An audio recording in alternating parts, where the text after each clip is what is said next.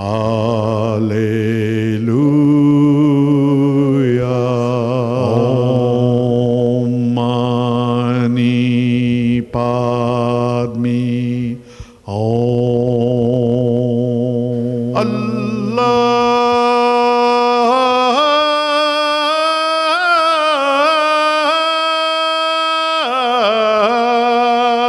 Satnam.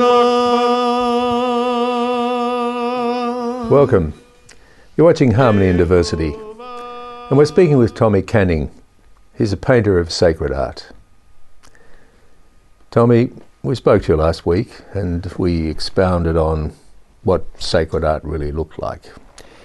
Now, you're back in Australia because of the Oceania Conference for Divine Mercy. What was that about? What does it look like, this conference? Every 5 or 6 years they have one, is it? Yes, for the different regions have their own smaller congresses. This is the one they have in Oceania. It's every 2 to 3 years approximately. This time it was in Auckland, and was a very well attended event. I was part of the conference. I gave a few presentations, talked about the work I do and the paintings, and show a few DVD audio visual presentations as well. Right.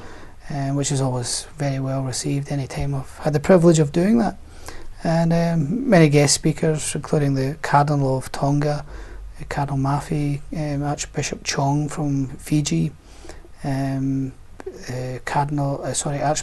Alapati from Samoa, many other priests in attendance, and many island people from those various regions as well. Yeah. And it was a week-long event. It went through all the various deaneries, ending with the main conference the final weekend in mid-February or late February.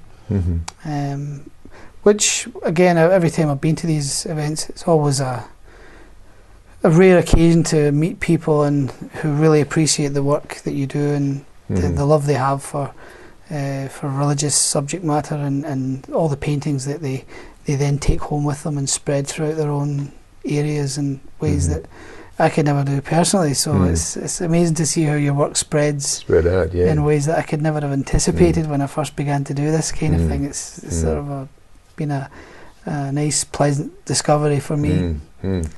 Yeah. So the Divine Mercy concept is pretty powerful. So at a congress like that, is there a religious tone, a strong tone of the Divine Mercy running through it? Sure, especially in this year designated as a Jubilee Year of Mercy from Pope Francis, and the focus is on Divine Mercy, which this particular devotion, which has its focus on the mercy of God based on the revelations of Saint Faustina. Very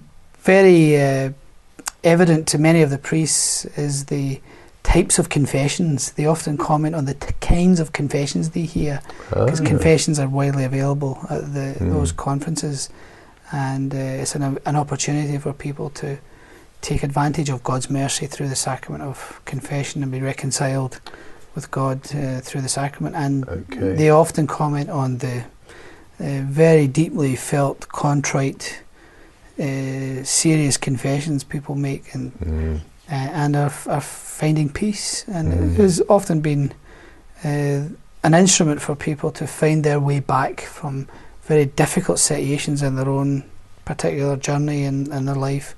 And it's a time and again you will hear accounts of that at these types of conferences. In fact, it was at such a conference in the past where I had given a DVD presentation of a painting I'd done relating to confession and Divine Mercy, called the Tribunal of Mercy, where you see Jesus as he appears in the Divine Mercy image with the red and pale rays coming from his pierced heart, and he's absolving the penitent who's coming to him in confession, and we see the priest absolving the sinner, and the rays are passing from Jesus through the hands of the priest to the penitent, receiving God's mercy through a good confession and absolution by the priest. So we see in that one painting the image of Christ.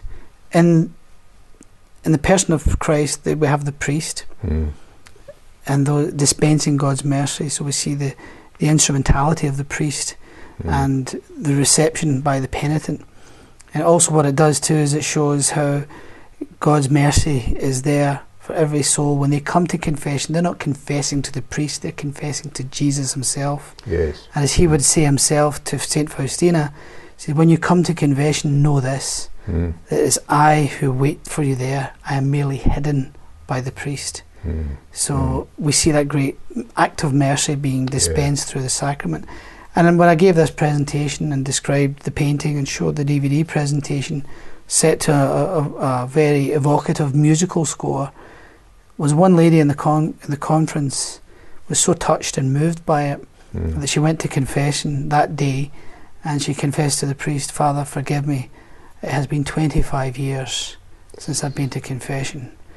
So there's the power of an image to change a soul that maybe for whatever reason she was estranged from the sacrament, estranged from the church. That event was the trigger for her to be reconciled with going to confession and unburdening herself of 25 years. 25 years, yes. And priests say that often with these types of conference events, that they catch many big fish, to use their phrase, which is a source of great hope. And I'm sure it gives them a great consolation in their own ministry as a priest to help and facilitate someone to be reconciled with God. Yes, and the divine mercy. Yep.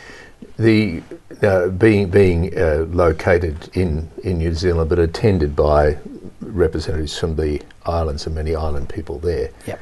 I suspect there could have been some fairly good singing and celebration. Beautiful, The people from the islands are the gift they have is the gift of song. It's amazing, isn't it? The voices, they filled the cathedral there. They had a mass in the cathedral as well, St. Patrick's Cathedral. Absolutely lifted the roof with no accompaniment. No, that's right. So you experience things like that, and you realise these people have just an incredible gift for praising God and the gift of song and their magnificent voices in all the parts, young and old, all together, just harmoniously. Raising the roof of the cathedral was an experience to behold. Yes, their capacity to sing in parts is awesome. Incredible. But time is also awesome. We're out of that for the moment. We'll be back in a moment.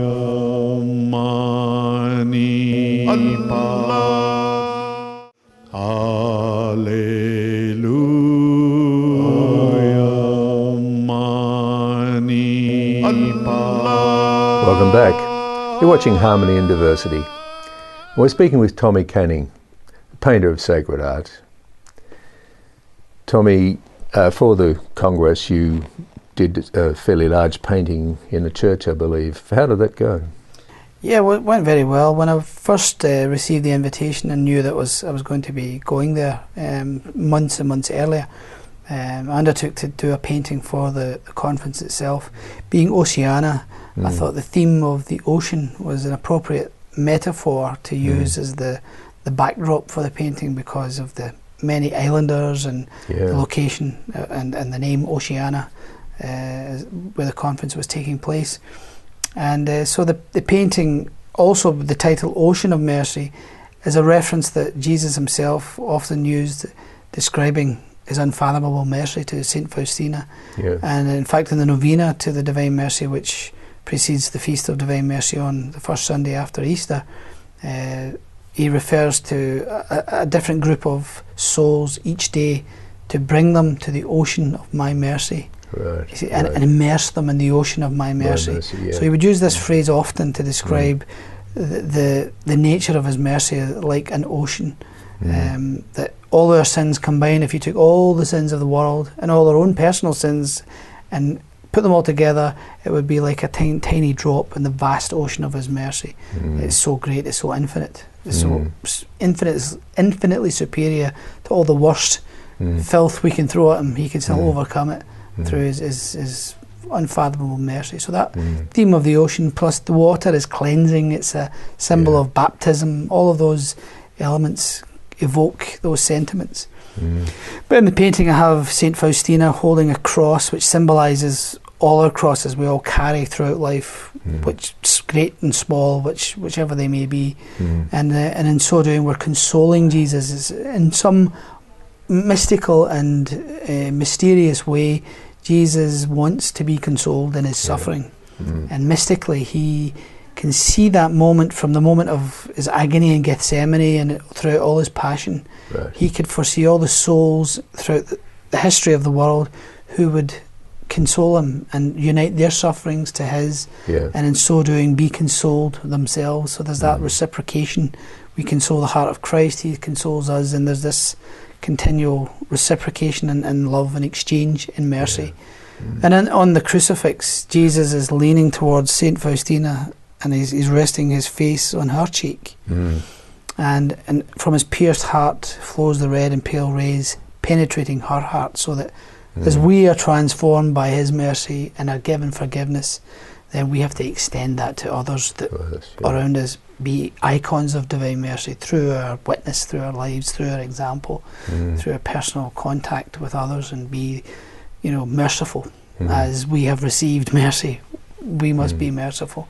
So there's that whole idea of the image to console and at the same time give people confidence to entrust themselves to that ocean that when you rid yourself of your sin, it is a one single drop in the vast ocean of his mercy.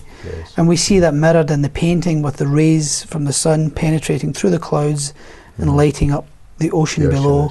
And we see the rays coming from Christ on the cross and penetrating the soul of the saint, and that's like a symbol or an example for us all.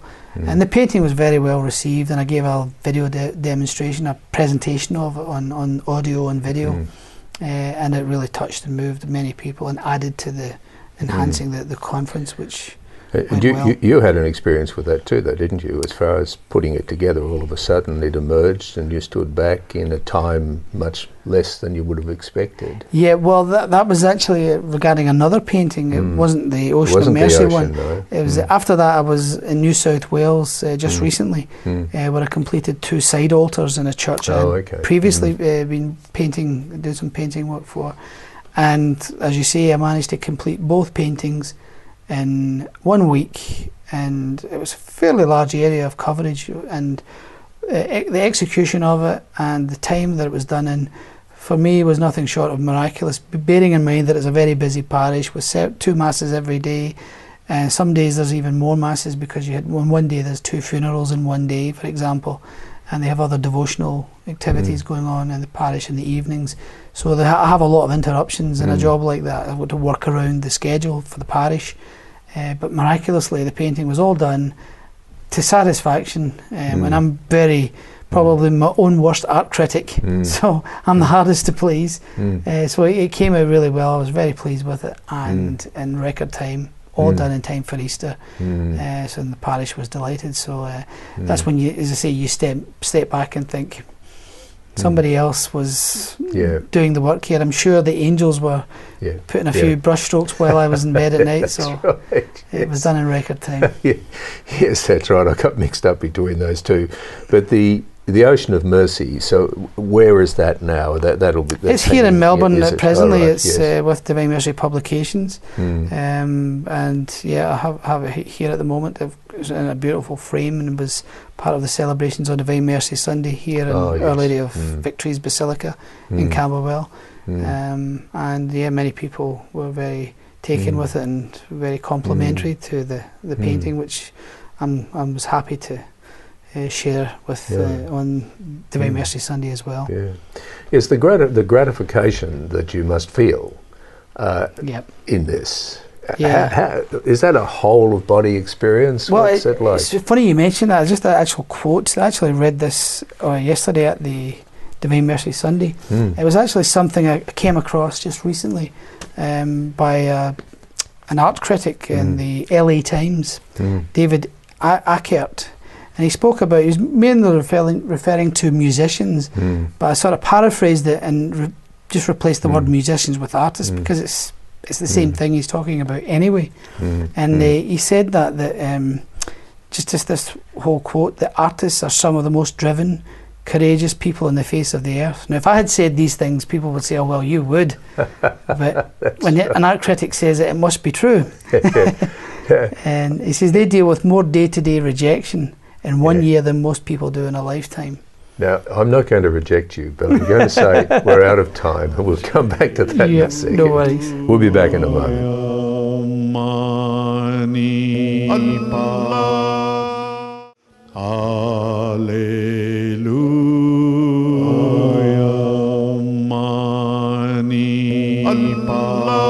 Welcome back. You're watching Harmony and Diversity, and we're speaking with Tommy Canning, painter of sacred art.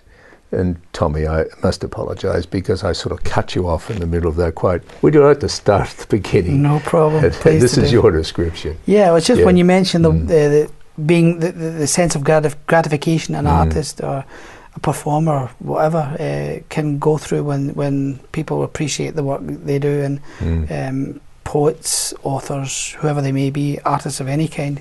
And this art critic David Ackert of the LA Times in the United States, he said these words about artists, which I thought were very true and very poignant and really resonated with me, and I wrote it down because it struck me as so true. He said, artists are some of the most driven, courageous people on the face of the earth. They deal with more day-to-day rejection in 1 year than most people do in a lifetime. Every day they face the financial challenge of living a freelance lifestyle, the disrespect of people who think they should get real jobs, and their own fear that they will never work again. Every day they have to ignore the possibility that the vision they have dedicated their lives to is a pipe dream. With every stroke of the brush, they stretch themselves emotionally and physically, risking criticism and judgment. With every passing year, many of them watch as the other people their age achieve the predictable milestones of normal life, the car, the family, the house, the nest egg. Why? Because artists are willing to give their entire lives to a moment, to that painting or sculpture, that image or that interpretation that will stir the audience's soul. Artists are beings who have tasted life's nectar in the crystal moment when they poured out their creative spirit and touched another's heart. In that instant, they were as close to magic, God and perfection as anyone could ever be. And in their own hearts, they know that to dedicate oneself to that moment is worth 1,000 lifetimes.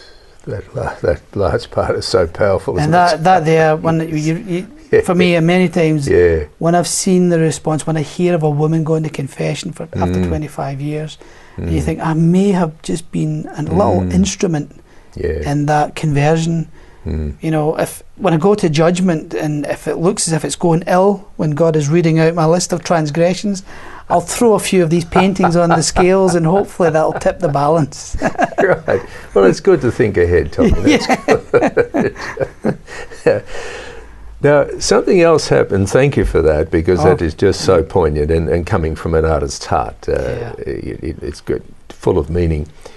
Another thing that's full of meaning is icons, and earlier conversation you mentioned that at the conference you met a New Zealander who was an iconographer. Sure, I was privileged to meet Michael Pervan. He's a very well-known iconographer from Auckland, New Zealand. And I've known of Michael for several years, and I've never had the opportunity to meet him before because I hadn't been in Auckland before, and I don't know if he always travels much, but lovely man, wonderful soul, and very much a kindred spirit, being an artist of religious subject matter myself, and Catholic tradition. He's an iconographer and went through a similar journey in his own artistic journey as well. And so we exchanged a lot of ideas and thoughts on the subject, as you can imagine.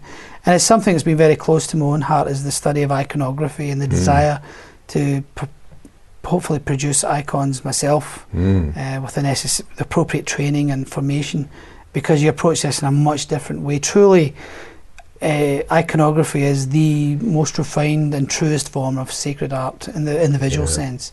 As I said before, you don't even refer to iconography as painting.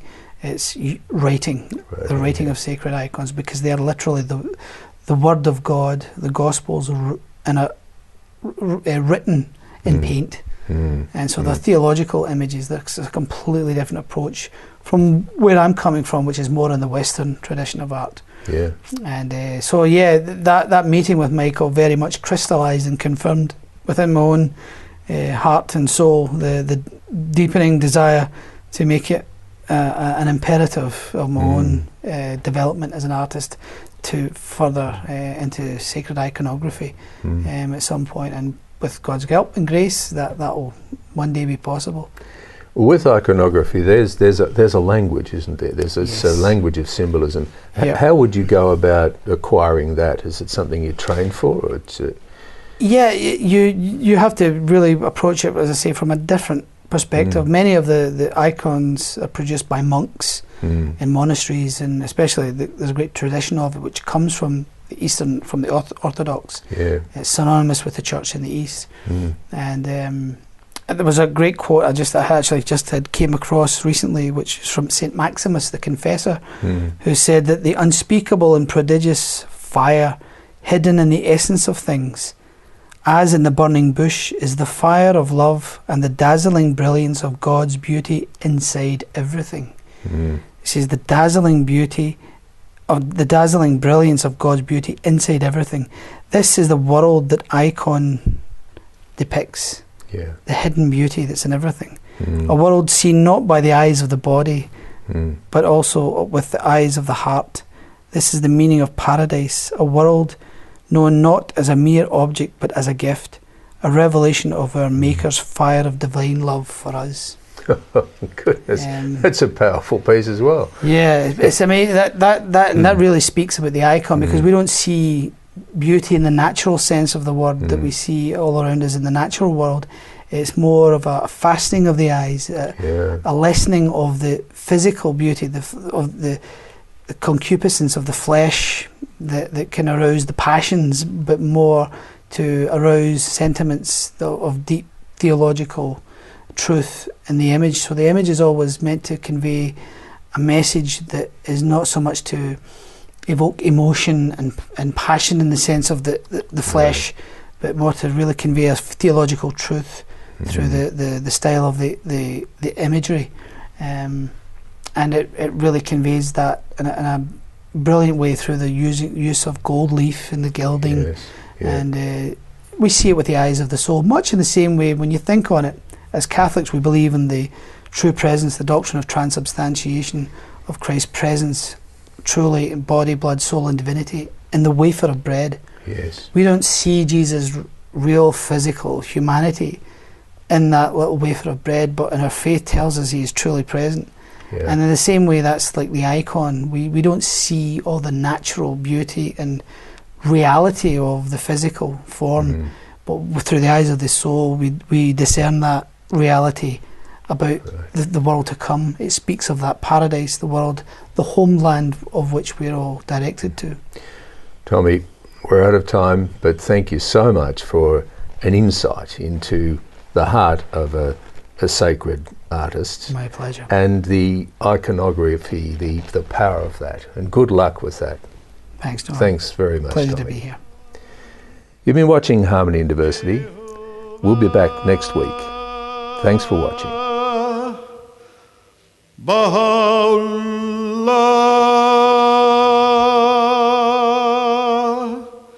Shanti Om,